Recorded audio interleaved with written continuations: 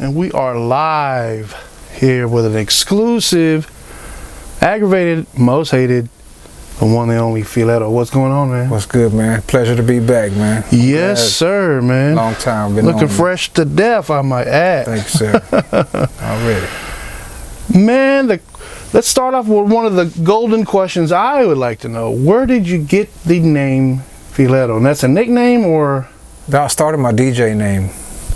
Actually, I want to say Grimm gave it to me. Really? Yeah, I was probably, I think I was in southwest side of H-Town on Chimney Rock. I had an apartment in Chimney Rock when I first moved to Houston. And Grimm and Shadow, I think, came up with the name. I was like, what the fuck is a Villetto? You know what I'm saying? Right. They were like, no, it's like a cut. It cuts. In Spanish, it's like a prison knife or something, a shank. Because in the group we had back in the day, SELS, right, there was another guy named Shank. He passed away. You know, he was a badass freestyle. He would have been a big freestyle or a big rapper, but he used to freestyle his ass off. But his name was Shank, so we had Shank and Villetto, you know. So that was my DJ name from being on the cut. Right, okay. So Villetto, cutting, that's what I was. Cause I still on the cut, you know. I still DJ. Did you go by another name before Villetto? I had a lot of, you know what I mean, little DJ names, but right, I never really stuck with one. Right. That's like the one that hit and stuck, huh?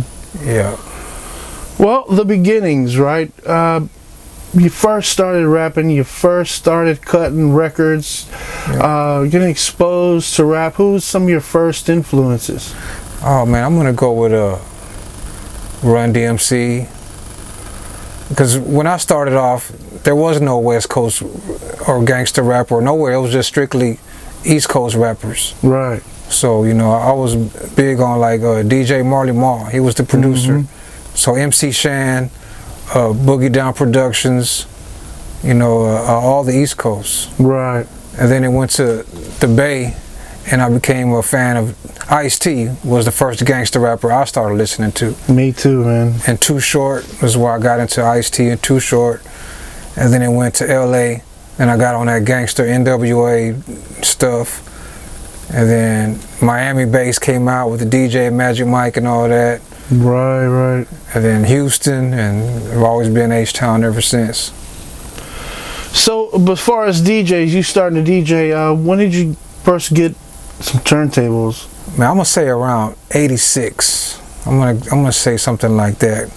Were they techniques? Were they belt drives, direct drives? Any drive I could get. You know what I'm saying? I had the ghettoest shit, man. Probably my mom's turntable or anyone I could have, you know. And so I was watching like Beat Street and the other Breaking movie. Right. And I seen Ice-T on the stage, and his DJ Chris the Glove Taylor, he was scratching on the end of that on the battle when they were doing the breakdance battle at the end. I was infatuated with the DJ. It was over, man, once you saw that. Yeah, I was like, what is that dude in the back fucking making that badass noise, you know? Right. And I didn't really care about the rapper. I liked that dude in the back who was just making that badass noise. It's like magic. Yeah, I was like, what the fuck is that, man? So I started copying like Jam Master Jay, Rodney O, Joe Cooley, Mr. Mix, all the DJs who I was listening to on the rap records, DJ Magic Mike. I would copy and emulate everything that they could do. Right. And I had this shit down pat, you know. DJ Jazzy Jeff, I'm sure. That's my favorite ultimate DJ. Right. To me, he's the best DJ of all time. That is. I was watching the video for him God today. of DJs. Yeah, he's the coldest, man. His routine, and I've seen him live at the Summit with Jazzy Jeff. Yeah, he was. That's when I first knew, and I was probably around 16 or 17. And him and Jazzy Jeff, I mean, the Fresh Prince were doing the show, but he had his own little section where he was doing the tricks and shit, and I was like, man, that motherfucker there. So I've always liked the DJ aspect, right? You know, so I started making the mixtapes, and I sold up my first mixtape when I was probably like 15. You know, I had a drum machine, and I was making bass beats and just scratching over. You remember what kind of drum machine that was? Well, the first one I ever had was a Roland TR 505. I just snatched it up from the fucking music store and took off running out the door with that bitch. You know, it was like $400 drum machine. I couldn't afford it when I was 15. But that's not the one that I used. I had an Alesis HR 16. And it was the first one that I had that had like a actual good bump on there. Right. And you could turn the pitch down and make the bass low. And right. so I had sold my first tape. Back in the days when people were fucking the mini trucks. Remember the Mazda mini trucks and shit, like the Toyota dropped on the slab with the ground effects. Right. So I had a homeboy in school, and I sold him a tape. He used to be one of my friends. He came by, he was watching me scratching and make the tape. He's like, "Let me buy one of them tapes from me." You want to buy a tape from me, man? I said, "Oh, I'll give you $5, man. I got you." And he put that bitch in his tape deck and drove off, and I could hear it banging. You know, so I'm just watching like, damn. So I go back and I'll make another one. Fuck it, I got another $5. I'll make another one real quick. So I started slinging them bass tapes with the scratching on them. Wow, man. Yeah, and I started doing parties, man. Like we would rent the community hall in Freeport, and it's like $100 to rent the hall and like $100 deposit. And I would DJ the parties over there, and they'd be gambling and doing the dance line. And then this one rapper came in from Angleton. His name was Reddy C. He had a song called Live Oak. It was the first song out of Brazoria County. So he came to the party one day and grabbed the microphone, and I had the turntables, and a little bit of magic started happening right there. Right, man. And he had a badass song called Live Oak from Angleton, and we ended up going to the studio in Houston, a studio called Sonic Options, somewhere around, I want to say southeast side or Pasadena or somewhere around here. And it was in a trailer, a little mobile home. Interesting. And they had like a 16-track Fostech reel-to-reel. Wow. You know, and so we started doing our song production on the little reel-to-reel.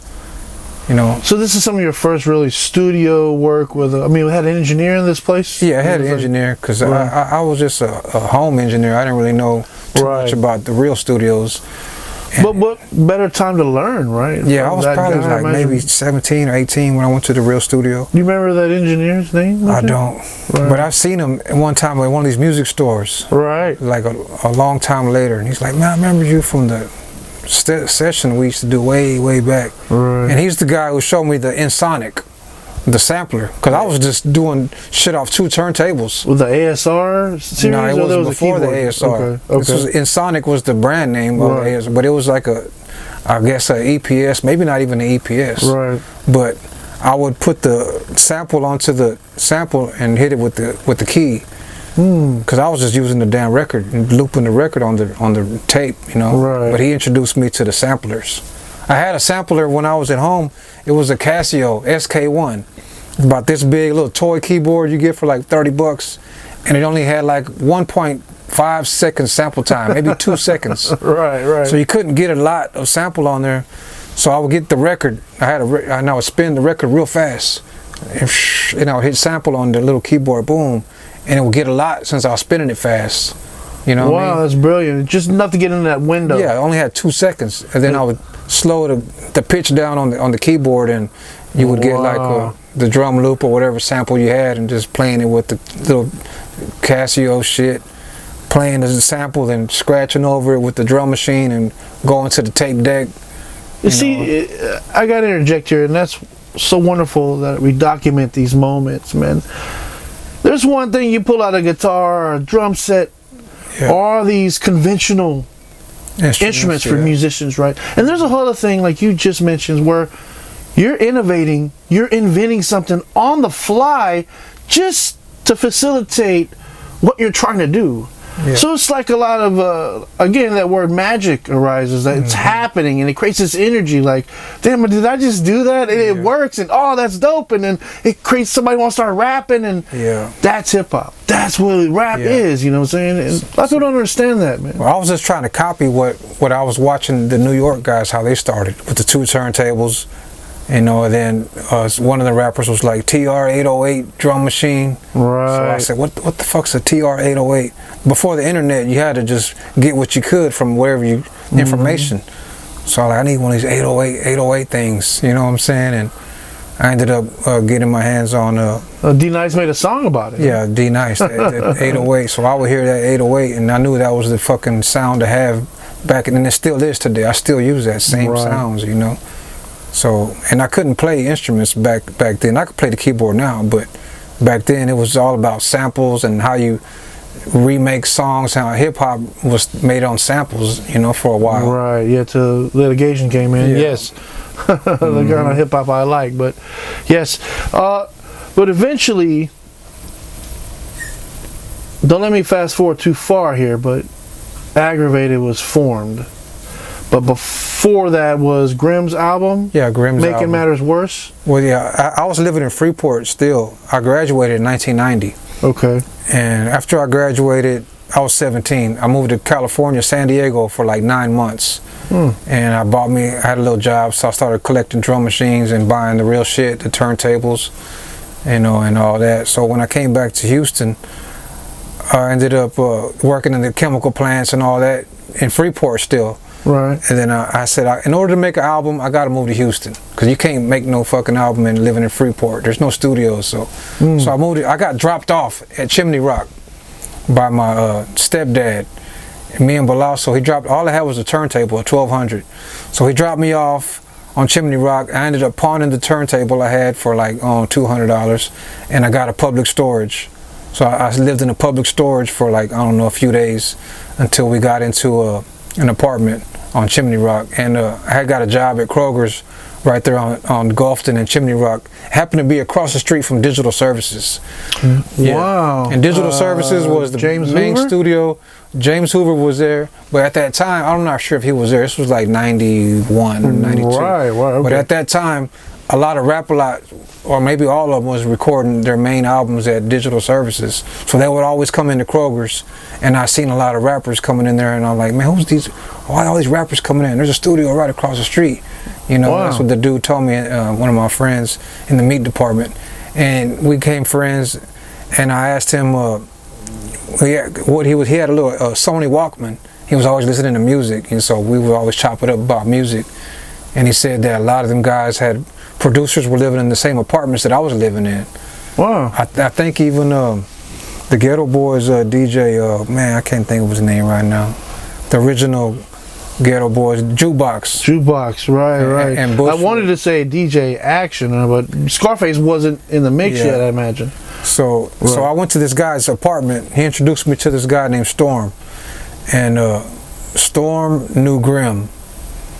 And Storm lived in an apartment, and in his apartment was Doug King's equipment in Storm's apartment. Wow. So when I went to Storm's crib, I seen like he had an MPC 3000 or MPC 60, EPS sampler. He had all the real shit, you know. Wow. So they would go to Galveston on the weekends. Right. And I would be at the apartment by myself, and I would start turning all this shit on, you know, and learning how to use the MPC and the keyboards and Christmas morning. Yeah, pretty much. Like Doug King was the producer who did my Mind Playing Tricks on Me, and all the Scarface's first album, the Mr. Scarface's Back album, and all them hits. So I was right there in the mix. So Storm introduced me to Grimm, and when I met Grimm got me into the South Park Coalition, because Grimm was already in SPC with K-Rino, and in '92 it was like H-Town rap was in a great era right there, you know. Street Military, k-rino was just coming out with his first album. The Terrorist was on Rap-A-Lot. Gangsta Nip was on Rap-A-Lot. Right. So when I got in SPC, I feel like I'm in the door. You know? You was in the Mecca. Yeah, I'm in the mix, man. So everybody's here. So that's how I met Reno and all them, and I still make beats for Reno to this day. It's crazy, and it's been like 20, almost 30 years, you know. So it's South Park Coalition. Were you a part of that Grimm's first album, Making Matters Worse? Okay, Grimm's first album, yes. We produced that album in September of '93. We had 40 hours that Grimm's dad paid for the studio session, and on Patton Street in Northside, Garza Sound Studios.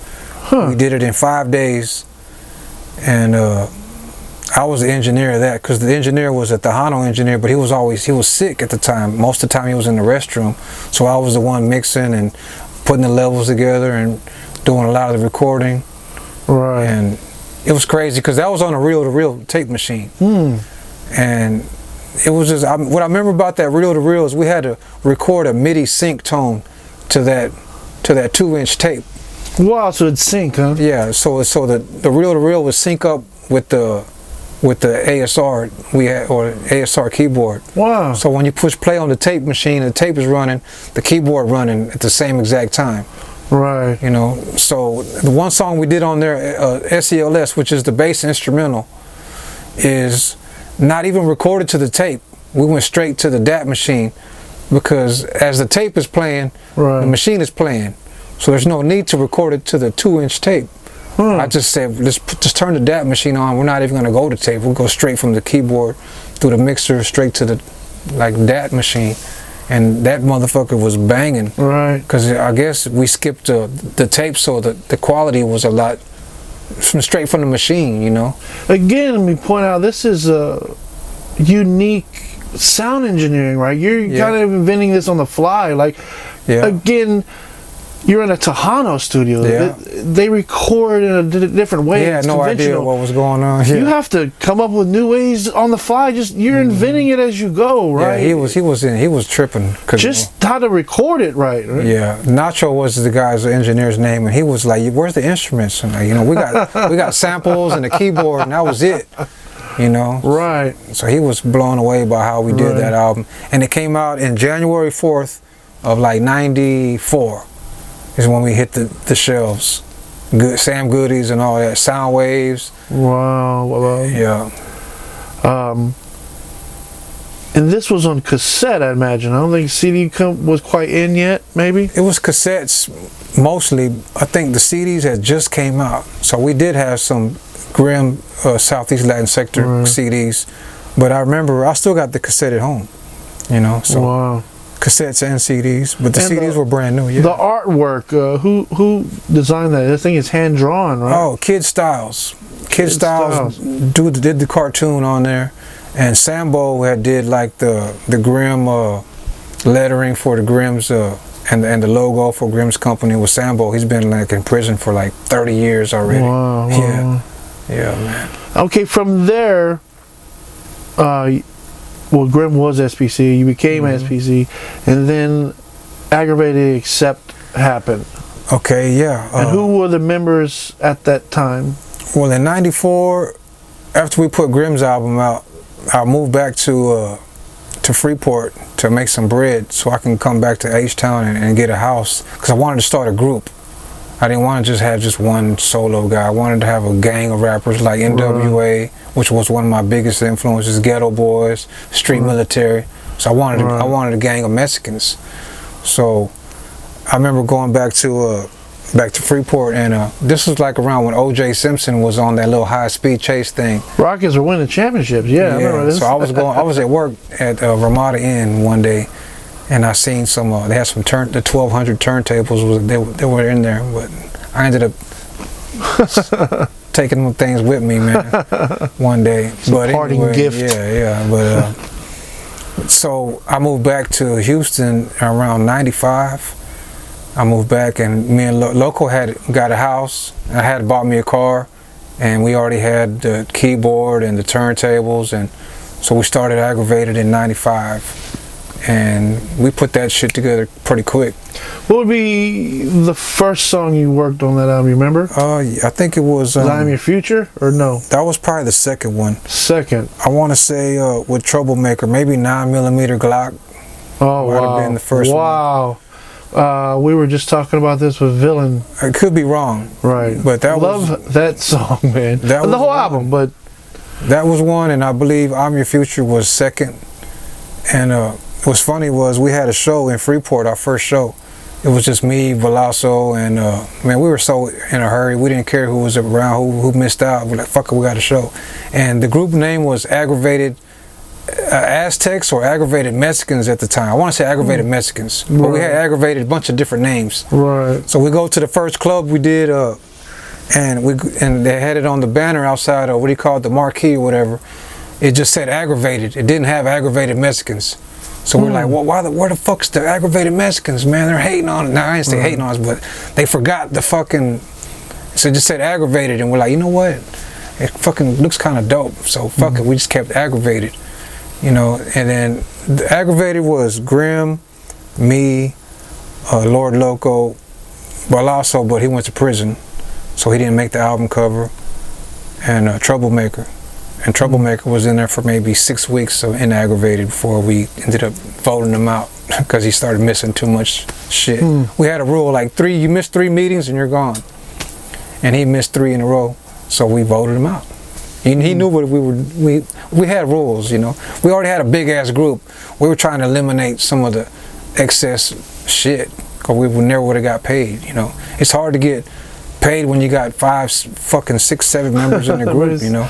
There's all enough in the pie, right? You know, so we were Aggravated for 1 year. We did Aggravated 1 year, and my uncle gave us a contract, and we were supposed to all sign it together, but some of us didn't sign it. Some signed it on the spot, you know. And at Papa's barbecue over here, what was that called? I go up at the Brisket House, yeah, originally. Brisket House. Right? Yeah. People don't know about that. Yeah, huh? we had a meeting upstairs, and right, the upstairs. That's epic. So a couple of members signed it, like, fuck it, I'm signing right now. So I was like, damn, we supposed to look at the motherfucker first. Right. You know, Grimm's dad's a lawyer, so Grimm didn't want to sign it right there. I didn't sign it, I don't think. A couple of members did, a couple didn't, but it became a problem. Like, I don't know what the contract stipulations were. So I ended up burning the contract. I got the contract and I just lit that bitch on fire. And my uncle came to pick the contract up. They're like, where's it at? And I said, well, it's in the backyard, you know what I'm saying? Oh, man. So he's like, backyard. He goes to the backyard, and yeah, it's a pile of ashes, and it's still fucking smoking and shit, still burning according to Shadow. He remembers more than I did, but yeah, he said that bitch was on fire, you know. So what he ended up doing was signing the original, 2 original members of Aggravated, which was Slinky and Troublemaker. He got Trouble back in. And so Slinky and Troublemaker had got replacements for me. I guess my replacement was Dope E, the producer. And interesting. Lord Loco, the black guy, got replaced with some guy from Richmond, Rosenberg. I think his name was Puff, a black guy. And they just replaced us with some scab players, some scrub players, you know. So it was a beef between the old Aggravated and the Most Hated, because we signed with Jam Down. You know, and with Patrick, and this was what year? 96. We signed with Jam Down, because we were Aggravated for 95, pretty much all 95, and that was crazy, man. Right. This comes up often in these interviews, this Jam Down era, right? You got everybody running through here, k-rino, 3-2, Lil Kiki, Herschelwood, Hardhead, Screw, Aggravated, Screw. Yeah. I've even heard stories about Billy Gibbons and ZZ Top. I've heard all kinds of stories of they had a stage up there and they would practice. Yeah, we had a stage. Right. We fucked them up. You reminded me, man. I had smoke bombs one day. The little firecracker, you lit them hoes. So we lit them smoke bombs one day, and I was doing it at shows. We did a couple of shows, and I was like, pyrotechnics, huh? Yeah, but Patrick was like, "What the fuck is this smoke coming from?" I said, "Man, we never said nothing because I was like kind of, I guess, dangerous or whatever." Right. But we'd do clubs and man, fucking light them damn smoke bombs. You know, but Jam Down, we actually recorded the Aggravated album at Jam Down Records. So Patrick Lewis, the CEO, he knew what we were doing. He watched us the whole year of being Aggravated for that year. Right. So when it was time to record our second album, we was already recording at Jam Down. So Patrick gave us an offer to sign us, but we had to drop the name Aggravated. Wow. So Mark Kidney was the engineer at the time? He wasn't there yet, but he was coming. Okay.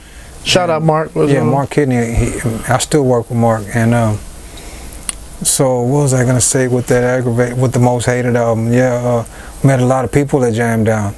And we were there for like a year, I guess. Then little Kiki had signed with Jam Down after us. We sold a shitload of records at Jam Down. I think we sold like 14,000 units in like 2 weeks or something. Wow. And I thought it was a failure because, you know, to go gold you need 500,000. Right. But silver 250, huh? Oh yeah, I wish. Back in those days. So I was like, man, we only sold 20,000 records in fucking a month. We suck, you know. And I had no idea that was like off the charts for being independent. Right, man, that's amazing. Yeah. So we made like, I guess it was a good grip of money. Right. But between the 7 members we had, we didn't really get that much money out of the album. We had split the bitch up 7 ways, plus the company, you know.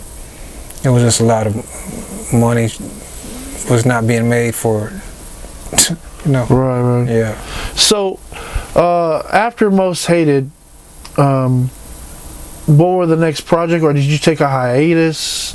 Well, Most Hated, we did 3 albums at Jam Down Records. Okay. Well, the first one, I'm gonna tell you how we got the name. The Most Hated was supposed to be the name of the second Aggravated album. It was we had hats we got from Greens Point. It said Aggravated. Oh, okay. And then the name of the album was supposed to be called The Most Hated. You know, so yeah, we had some fucking hats, and I had to throw the fucking hat away because it had Aggravated on there. You know, but The Most Hated was supposed to be the name of the album, not the name of the group. Right. But we took that name and decided to put albums out under that name. Fuck it, you know. And we did 3. We did the self-titled album, then we did No Rest for the Real, and damn, we did another fucking album. I don't even know the fucking names of the albums anymore. Not the recent one. The Most Hated Militia. Most Hated Militia was the last one we did under my label, Gotcha. HTX. But we did 3 at Jam Down. Wow. So, what do you think the window of Jam Down was? It was about 5 years? We 6 years? said 5 years. Yeah. And that time, and wow, right? Well, I met a lot of people at Jam Down, and let alone the music that was coming out of that in that 5-year window. It's just. And I used to engineer for Lil Kiki, or for the whole label at Jam Down when Mark couldn't show up, and that's how I got to meet like Big Pokey. Well, I knew Screw before Jam Down, but Screw worked with DJ Screw, 3-2. You know, and anybody Kiki knew, I ended up getting to meet back in like 95, 96. You know, Cash Money came through. I did a song with her on the Kiki's album. Well, who was it? Baby. Lil Wayne wasn't there. BG, I think it was BG.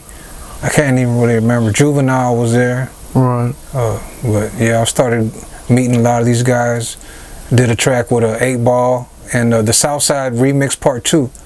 Was me and Solo made that track for Kiki, and he had 8 Ball on there, and that's the first time I smoked some hydro. You know, and we smoked the whole ounce with 8 Ball. Beats now, huh? Man, I had the biggest headache in the world going home. Like, man, my head was like, holy shit. Bumping, huh? Man, we smoked some good that day.